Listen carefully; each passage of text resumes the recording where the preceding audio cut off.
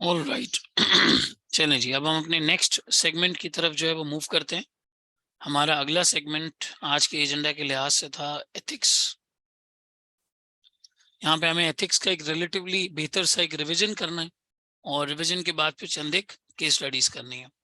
देखो, एसपीएम के अंदर जो एथिक्स शामिल है, इसके दो एंगल्स हैं। प्राइमरीली एक तो ये कवर करता है सारा आपका कॉर्पोरेट पर्सपेक्टिव को,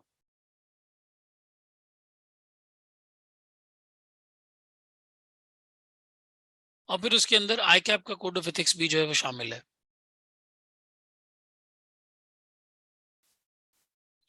ये दोनों चीजें यहाँ पर मौजूद हैं,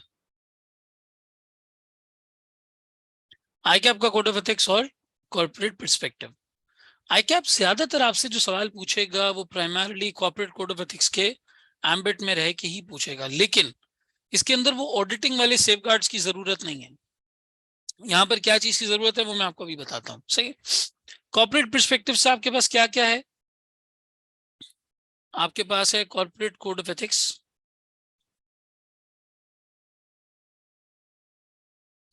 और यहाँ पे आपके पास एक चीज है विसल ब्लोइंग। ठीक है, कॉर्पोरेट कोड ऑफ एथिक्स से मतलब यह है कि कंपनी के पास एक कॉर्पोरेट लेवल का कोड ऑफ कंडक्ट होना चाहिए। वो कोड ऑफ कंडक्ट तमाम किस्म की गाइडलाइंस प्रोवाइड करे with respect to the compliance as well as the behavior.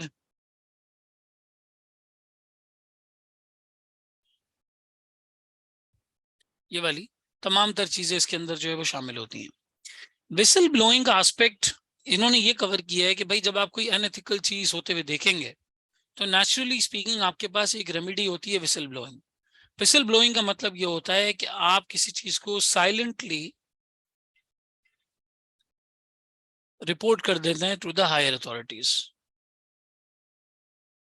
अब वो जिस भी लेवल पे हो, मैनेजर लेवल पे फ्रॉड हो तो आप सीनियर मैनेजर को इंटीमेट कर सकते हैं। अगर सीनियर मैनेजर लेवल पे कोई गलत काम हो रहा है तो आप डायरेक्टर्स को इंटीमेट कर सकते हैं। डायरेक्टर लेवल पे अगर कोई, मतलब डायरेक्टर्स के मेरा जो फंक्शनल डायरेक्टर्स होते हैं, आप सीईओ को रिपोर्ट कर सकते हैं। अगर सीईओ के लेवल पे कोई मसला है तो आप बीओटी को रिपोर्ट कर सकते हैं, या आप जो है वो किसी रेगुलेटरी अथॉरिटी, रेगुलेटरी बॉडी को भी रिपोर्ट कर सकते हैं। अब विसल ब्लोइंग के अंदर चंद एक कंसिडरेशन है जो हमें यहाँ पे जहन में रखनी है।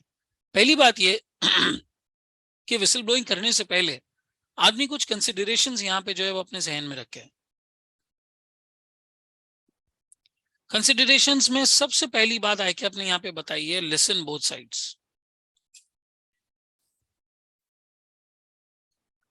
आप सिर्फ एक बंदे के बारे में जान के कि वो बुरा कर रहा है उसको रिपोर्ट ना कर दें, समझें सामने वाली की बात को भी कि अगर वो कोई चीज कर रहा है तो क्यों कर रहा है।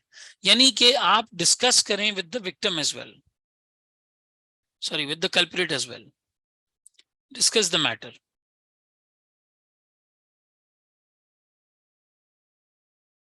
With the concern person. Discussion से मुराद आपको ये डिस्कस नहीं करना कि भाई मैं तुम्हारे लिए विसल ब्लोइंग करने जा रहा हूं। आपको समझना है कि अगर वो कोई काम कर रहा है तो वो क्यों कर रहा है। वंस आपके पास वो चीज डिस्कशन की फॉर्म में आ गई, आप देखिए आपके पास एविडेंस है,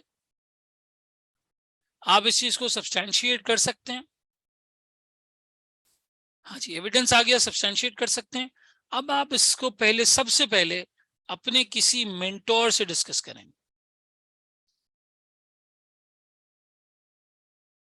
कि भाई शुड आई डू दिस और नॉट, ये करना चाहिए या नहीं करना चाहिए। क्यों? इससे किसी का करियर स्टेक पर आ जाता है, इससे किसी का करियर स्टेक पर आ जाता है। उसके अलावा ऑर्गेनाइजेशन में आपके लिए इंटिमिडेशन भी खड़ी हो सकती है। आपके लिए दूसरे इस तरह के मसले मसाइल भी हो सकते हैं। हो सकता है आपकी प्रमोशन में डिफिकल्टी आ जाए, आपके इंक्रीमेंट में डिफिकल्टी आ जाए, दूसरी इस तरह की आपके साथ चीजें हो जाएं। तो सबसे पहले आप अपने मेंटोर या इस तरह के किसी आदमी से डिस्कस करें कि क्या ये आखिरी रिजॉर्ट है, ये कर लेना चाहिए। क्या ये इतना बड़ा मैटर है कि किसी का करियर इस पर तबाह हो जाए? क्या ये इतना बड़ा मैटर है कि आप इंटिमिडेशन और इन सारी चीजों का रिस्क ले लें, अपने प्रमोशन इन सब चीजों का रिस्क ले लें? अगर है तो फिर आप रिपोर्ट कर दें। सही है, आपने डिस्कस कर दिया तो फिर आप रिपोर्ट कर दें, वरना ना करें। वरना ऐसा ना हो कि ऑर्गेनाइजेशन में आपके लिए दुश्मन खड़े हो जाए। यहाँ पर आप फिर किसी रेगुलेटरी अथॉरिटी को भी इन्वॉल्व कर सकते हैं।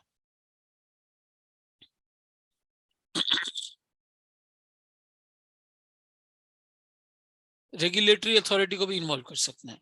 जरूरी नहीं है कि आप ही करें, आप लीगल एडवाइस भी ले सकते हैं कि भाई मुझे क्या करना चाहिए। और at the end of the day अगर आपके पास कोई ऐसा रिजॉर्ट नहीं बचता और आपको ये काम करना पड़ेगा जो गलत काम है, you can leave the job. मिसाल के तौर पे कोई सेठिया कंसर्न है, आपने सब कुछ कर लिया, हर तरीके से कोशिश कर ली, लेकिन बेहतर नहीं हो रहा, आप उस जॉब को छोड़ दें, उस जगह को छोड़ दें, गलत काम का साथ जो है वो ना दे कहीं, और आपको इंशाल्लाह ताला उसकी नेमुल बदल उसका जो है वो कहीं ना कहीं मिल जाएगा। तो एक ICAP ने यहाँ पे विसल ब्लोइंग की चीजें बताई हैं इस टेक्स्ट के अंदर। एक कॉर्पोरेट कोड ऑफ एथिक्स के बारे में बताया है कि जी एक गाइडलाइन होनी चाहिए और एक प्रॉपर फॉर्मेट में चीजें लिखी हुई हो, उसकी मॉनिटरिंग हो, ये सब चीजें जो है वो करनी चाहिए, ये सब इसके अंदर आता है। फिर आता है ICAP का कोड ऑफ एथिक्स। देखो ऐसा नहीं है कि हम कॉर्पोरेट कोड ऑफ एथिक्स में कोई चीज पढ़ते हैं तो वो ऑनेस्टी इंटेग्रिटी में फॉल नहीं करता, वो फॉल करता है। लेकिन ICAP के कोड ऑफ एथिक्स में हमारे पास प्राइमरली दो चीजें आ जाती हैं, फंडामेंटल प्रिंसिपल्स जिनसे कंप्लाई करना हमें लाजमी है। कौन कौन से हैं भाई फंडामेंटल प्रिंसिपल्स, पता है आप लोगों को? जरा देखें कितना याद है। हाँ जी, कौन कौन से हैं? Integrity, objectivity, professional competence and due care, confidentiality, professional behaviour.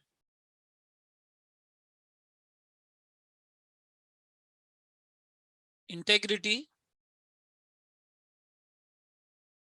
Objectivity, professional competence and due care, confidentiality, और फिर आता है प्रोफेशनल बिहेवियर।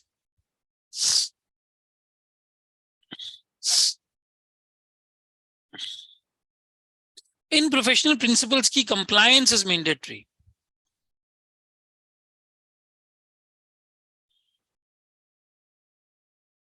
कभी कभी ऐसा होता है कि इनकी कंप्लायंस खतरे में पड़ जाती है, कभी कभी ऐसा होता है कि इनकी कंप्लायंस खतरे में पड़ जाती है, इसको हम कहते हैं थ्रेट्स टू कंप्लायंस। कि ऐसे मसाइल जिसकी वजह से शायद हम इनमें से इन 5 में से किसी एक को कंप्लाई नहीं कर पाएंगे, हम शायद इन 5 में से किसी एक को कंप्लाई नहीं कर पाएंगे। वो थ्रेट्स टू कंप्लायंस क्या क्या होते हैं सर? सर थ्रेट्स में हमारे पास आ जाता है सेल्फ इंटरेस्ट, हमारे पास आ जाता है सेल्फ रिव्यू, हमारे पास आ जाता है एडवोकेसी थ्रेट, हमारे पास आ जाता है इंटिमिडेशन थ्रेट,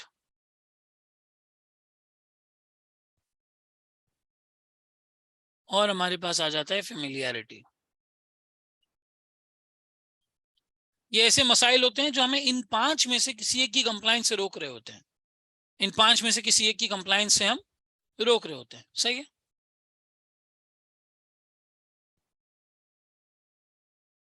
नहीं, वो एग्जामिनेबल नहीं है। ठीक है, इंटेग्रिटी का पर्सपेक्टिव देखो तो इंटेग्रिटी का पर्सपेक्टिव क्या है सर? Truthfulness, fairness, honesty. यहाँ पे किसी भी झूठी बात से आप अपने आप को जो है वो एफिलिएट ना करें, और किसी भी ऐसे डॉक्यूमेंट में अपनी बात ना आने दें जो झूठ लिखा हुआ। ऑब्जेक्टिविटी का प्राइमरीली यहाँ पे मतलब है you be unbiased, unbiased towards doing the right thing, जो सही है, जो होना चाहिए वो यहाँ पे करना है, इसके अलावा कुछ भी नहीं करना। Professional competence and due care का मतलब क्या है? Do what you know how to do, वो करो जो आपको करना आता है, and when you do it well, क्योंकि लोग आप पे भरोसा कर रहे हैं। तो आप कॉम्पिटेंट होने चाहिए, जो भी काम आप कर रहे हैं उसके अंदर कॉम्पिटेंट होने चाहिए। कॉन्फिडेंशियलिटी, सीक्रेसी को आप ब्रीच ना करें, ये ब्रीच नहीं होना चाहिए। कोई बिजनेस सीक्रेट या इस तरह की कोई चीज जो कंपटीटर को पता चली कि नुकसान होगा, नहीं। पुराने एम्प्लॉयर की भी नहीं, करंट एम्प्लॉयर की भी नहीं, किसी भी कंपनी की आप कॉन्फिडेंशियलिटी को ब्रीच नहीं कर सकते। और प्रोफेशनल बिहेवियर एक ब्लैंकेट क्लॉज है, एक जनरल क्लॉज है जो कहता है कोई भी ऐसा काम नहीं कर सकते which brings disrepute to the profession.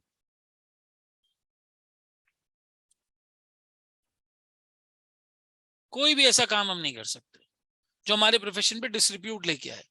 ये चार्टर्ड अकाउंटेंट्स इन प्रैक्टिस पे भी अप्लाई होता है, चार्टर्ड अकाउंटेंट्स इन बिजनेस पे भी अप्लाई होता है। बस अगर नहीं अप्लाई होता तो शायद चार्टर्ड अकाउंटेंट्स इन टीचिंग में अप्लाई नहीं होता, बाकी सब जगह जो है वो अप्लाई होता है। टीचिंग में हो तो फिर आप कुछ भी कर सकते हैं, किसी भी फोरम पे कोई भी बात कर लें, किसी भी तरह की कर लें, कोई पकड़ने वाला नहीं है, कोई कहने वाला नहीं है, बहरहाल ठीक है। तो एक और कॉन्सेप्ट यहाँ पर हमारे कोड ऑफ एथिक्स के अंदर इंट्रोड्यूस किया हुआ है, that is mirror test. Mirror test क्या कहता है? मिरर टेस्ट ये कहता है कि भाई आप कोई भी काम करने से पहले, कोई भी काम करने से पहले ये इवैल्यूएट करें, ये इवैल्यूएट करें कि can you look yourself into the mirror after doing it. किताब तो आपको बताएगी जो भी बताना है उसने, लेकिन आप अपने आप को इवैल्यूएट करें कि क्या आप अपने आप को देख सकेंगे मिरर में ये काम करने के बाद। ये टेस्ट यहाँ पे करना चाहिए, वो लाजमी है। बाकी जहां तक सेफगार्ड्स की बात है, जहां तक सेफगार्ड्स की बात है, तो देखो ये चार्टर्ड अकाउंटेंट्स इन प्रैक्टिस का ज्यादा तौर पर कोई ताल्लुक आपका इन चीजों से नहीं हो सकता जो आप ऑडिटिंग के अंदर सेफगार्ड्स देखते हैं कि टीम्स को अलग कर लें, चाइनीज वॉल क्रिएट कर लें, कुछ हद तक हो सकता है इस तरह के सेफगार्ड्स अप्लाई कर रहे हैं। लेकिन चार्टर्ड अकाउंटेंट बिजनेस के अंदर आपके पास जो सेफगार्ड होते हैं वो होते हैं भाई आप डिस्कशन करें, डिस्कशन नहीं कर सकते तो आप रिपोर्ट करें, रिपोर्ट करने के बाद you should leave the place. इससे ज्यादा आपके पास यहाँ सेफगार्ड्स हैं नहीं। आप डिस्कस कर लें क्या सही है क्या गलत है, और फिर उसके बाद अगर उस पर कोई हल निकल रहा है तो ठीक है, वरना ज्यादा से ज्यादा आप लीगल एडवाइस ले सकते हैं। और ज्यादा लंबे चौड़े ना सेफगार्ड्स एसपीएम में है ना आईकैप आपको इस पे टेस्ट कर सकता है, बहुत ज्यादा ये चीज नहीं है। तो आप देखेंगे हमारे पूरे एथिक्स के अंदर कॉर्पोरेट पर्सपेक्टिव है, आईकैप का कोड ऑफ एथिक्स है, और फिर उसके बाद एक छोटा सा एंगल इन्होंने ब्राइबरी और करप्शन का हमें दिया हुआ है। तो वो हम सब जानते हैं कि भाई आपने ना ब्राइबरी में इन्वॉल्व होना है, ना करप्शन में इन्वॉल्व होना है, ना इनसाइडर ट्रेडिंग में इन्वॉल्व होना है, ना कोई इस तरह की कॉन्फिडेंशियलिटी ब्रीच में इन्वॉल्व होना है। सर मेरे टेस्ट के हवाले से पेपर में सवाल किस टाइप से आ सकता है? मतलब मिसाल के तौर पे आपके पास पेपर में एक जनरल सिनेरियो आया जिसमें कंडीशन दे दी है कि आपने, और आपसे कहा भाई बताओ आपका जमीर क्या कहता है, ये काम करना चाहिए या नहीं करना चाहिए, इसकी जो गलतियां हैं वो बता दें। लेकिन आई कैप नॉर्मली एथिक्स के सवाल आप हिस्ट्री उठा के देखेंगे ना, तमाम सब्जेक्ट्स की हिस्ट्री उठा के देखेंगे तो आई कैप नॉर्मली एथिक्स के सवाल इन ग्राउंड्स पे नहीं बल्कि इन ग्राउंड्स पे पूछता है। फंडामेंटल प्रिंसिपल्स कौन से हैं जिसकी कंप्लायंस नहीं हो रही, और थ्रेड्स टू कंप्लायंस क्या क्या है हमारे पास। मैं आपको लगे या तो समर 22 का क्वेश्चन भी दिखा देता हूँ, गिव मी अ मिनट। ये देखिए ये आपका समर 22 का आपको जो है वो क्वेश्चन नजर आ रहा है, ये हमारे पास है, ठीक है, ये क्वेश्चन नजर आ रहा है आपको। अच्छा इस क्वेश्चन को डिस्कस करने का मतलब अभी कॉन्सेप्चुअल बात करना नहीं है, दिखाना है कि आईकैप किस तरह से पूछता है। आपका जो रिपोर्टिंग में नॉर्मली कोड ऑफ एथिक्स आता है ना, एसपीएम में मिलता जुलता कोड ऑफ एथिक्स आपके पास आता है नॉर्मली। टैक्स का एरिया होता तो टैक्स प्लानिंग हवाले का, टैक्स प्लानिंग के हवाले से और इन चीजों के हवाले से चीजें आती। रिपोर्टिंग और एसपीएम दोनों चार्टर्ड अकाउंटेंट्स एंड बिजनेस के एंगल से टेस्ट की जाती हैं, क्योंकि आप प्रिपेयर साइड पे होते हैं, आप बिजनेस की साइड पे बैठे हुए होते हैं, ना कि दूसरी साइड पर बैठे हुए होते हैं। अब देखो इसके अंदर क्या हुआ है, मैं थोड़ा सा आपको एक कंक्लूजन दे देता हूँ। कशान एक बंदा एक कंपनी में सीईओ था, वहां पर जो है वो बेसिकली इसकी बहुत अच्छी रेप्यूटेशन थी। अब इनकी एक फर्म थी एपिटोम कंसल्टेंट्स, एपिटोम कंसल्टेंट्स में बाद में ये एचआर पार्टनर के तौर पे ज्वाइन करता है, और जो बंदा इसको लेकर आता है उसका नाम होता है आसिफ। आसिफ ही इसको लेकर आता है, कहता है भैया हम काफी टाइम से एक दूसरे को जानते हैं, जो है वो मैं आपकी कंपनी का टैक्स पार्टनर भी रह चुका हूँ, आप हमें एज एन एचआर मैनेजर जो है वो ज्वाइन कर लें। काशान जब ज्वाइन करता है तो फिर एक मीटिंग होती है, उस मीटिंग में बताना होता है कि यार हाई स्टाफ टर्नओवर के रीजंस क्या हैं। पता चलता है जी स्टाफ छोड़ के इसलिए जाता है, investigation has revealed that tax department is the highest staff turnover because of aggressive nature of Asif. Asif का नेचर बहुत एग्रेसिव है, who often gets offensive and has been even fired some staff members because of difference of opinion with him। यानी आसिफ यहाँ पे biased भी है, अगर उससे कोई अग्री नहीं करे तो वो निकाल देता है जॉब से। और दूसरा यहाँ पे मसला ये आता है कि भाई इसका बहुत ही एग्रेसिव नेचर है, बहुत एग्रेसिव नेचर है, गाली गलोच करता होगा, इस तरह कुछ करता होगा। एग्रेसिव नेचर से और क्या मतलब है, यही मतलब निकलेगा। काशान भाई इन्होंने ये डिस्कस जो ये बिहेवियर जो है वो एक दूसरे पार्टनर से भी डिस्कस किया। उसने उनको बोला कि यार ये बंदे की मेजर से है, ये सारा बिजनेस लेकर आता है, सारा रेवेन्यू इसकी वजह से आता है बिजनेस के अंदर, और काफी मेजर से है इसकी, अगर तुम ये करोगे तो ये तुम्हें इंटिमिडेट करेगा, हो सकता है जॉब से निकाल दे, मसले मसाइल खड़े कर दे तुम्हारे लिए, चीजें कर दे इस तरह की। फिर आके आपने बोला भाई बताओ थ्रेड्स टू कंप्लायंस क्या है, किसके लिए? काशान के लिए। अगर काशान यहाँ पर रहता है या ये काम करता है तो थ्रेड्स टू कंप्लायंस क्या होंगे? और दूसरे में कहता है कि भाई वो कौन से फंडामेंटल प्रिंसिपल्स हैं जो यहाँ पे पूरे नहीं हो रहे, both from the perspective of Kashan as well as Asif. पहले तो हम थ्रेट्स की बात कर लेते हैं। हाँ भाई, काशान को क्या क्या थ्रेट रहे यहाँ पे? एक तो सर सीधा सीधा मैं बता देता हूँ, इंटिमिडेशन थ्रेट है। इंटिमिडेशन थ्रेट तो है ही है सीधा सीधा, क्यों भाई? मसले मसाइल खड़े कर लेगा, मुझे जॉब से निकाल देगा। और क्या थ्रेट है? मिनहाल कहते हैं sir familiarity, excellent point. Familiarity threat है सर, 10 साल से जानता है उस पार्टनर को ये, और वही बंदा उसको जॉब पे लेकर आया, फेमिलियरिटी थ्रेट है ये। सेल्फ इंटरेस्ट भी आएगा, एग्जैक्टली क्योंकि आपकी जॉब चली जाएगी, आपकी जॉब चली जाएगी, आपको डराया धमकाया जाएगा, और आपकी लॉन्ग एसोसिएशन है एक बंदे के साथ। 3 थ्रेट्स टू कंप्लायंस हो गए। और कौन कौन से प्रिंसिपल्स पार्ट बी पे आते हैं? पार्ट बी में कौन कौन से प्रिंसिपल्स यहाँ पे? पहले आसिफ के बताओ, पहले आसिफ के बताओ। आसिफ जो बदतमीजी कर रहा है उसके बताओ। सर आसिफ ऑब्जेक्टिव नहीं है, बिल्कुल सही बात है, बाइस्ड है, अपने ओपिनियन की वजह से लोगों को निकाल देता है, और प्रोफेशनल बिहेवियर नहीं है, डिसरिप्यूट लेके आएगा ये प्रोफेशन को, इस तरह से किसी के साथ मिसबिहेवियर करना। और काशान अगर यहाँ पे रहता है ये सब चीजें करता है, तो काशान भी सर प्रोफेशनल बिहेवियर में फॉल करेगा, बिल्कुल सही है। काशान भी इंटेग्रिटी के टर्म्स में बेसिकली यहाँ पे जो है वो नॉन कंप्लायंस कर लेगा। प्रोफेशनल बिहेवियर की या नॉन कंप्लायंस हो जाएगी, इंटेग्रिटी की या नॉन कंप्लायंस हो जाएगी, ऑब्जेक्टिविटी की या नॉन कंप्लायंस हो जाएगी। आप एक गलत बात करेंगे, गलत चीज को छुपाएंगे, जो हो रही है उसको बताएंगे नहीं, ऑब्जेक्टिव नहीं रहेंगे, अपनी जात के लिए बायस्ड हो जाएंगे, अपने फायदे के लिए बायस्ड हो जाएंगे, और प्रोफेशनल बिहेवियर में तो बहरहाल इस तरह की चीजें आ ही जाती हैं। सिंपल ये 5 चीजें यहाँ पे बतानी थी। ये देखो, self interest, familiarity, intimidation, threat. Self interest क्यों? जॉब चली जाएगी। फेमिलियरिटी क्यों? बहुत सालों से जानते हैं। इंटिमिडेशन क्यों?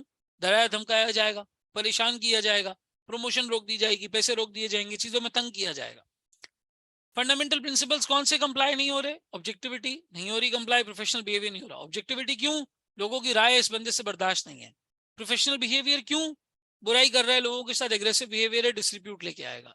काशान गलत बात को छुपाएगा, नहीं बताएगा, इंटेग्रिटी का मसला, अपनी जात के लिए गलत चीज को एक्सेप्ट कर लेगा, ऑब्जेक्टिविटी का मसला, ये चीज प्रोफेशन में डिस्ट्रीब्यूट लेके आएगी, प्रोफेशनल बिहेवियर का मसला। ठीक है, तो ऑल इन ऑल आपके एथिक्स के पोर्शन के अंदर यही चीजें यहाँ पे जो है वो इंक्लूडेड होती हैं। सही है, यही चीजें आपके पास जो है वो इंक्लूडेड होती हैं।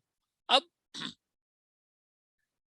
इसके अलावा अगर कॉर्पोरेट लेवल के सवालात आते हैं, तो कॉर्पोरेट लेवल के सवालात में सर जो चीज गलत हो रही है वो तो हम आइडेंटिफाई कर सकते हैं, हमें एथिक्स की अच्छी खासी समझ भी है, हम जानते भी हैं कंपनीज में क्या सही है क्या गलत है, क्या होना चाहिए क्या नहीं होना चाहिए। सेफगार्ड ज्यादा नहीं होते हमारे पास यहाँ पे। सेफगार्ड्स बस यही होते हैं कि या तो आप डिस्कस करो, रिपोर्ट करो, लीगल एडवाइस लो, या कंपनी छोड़ दो।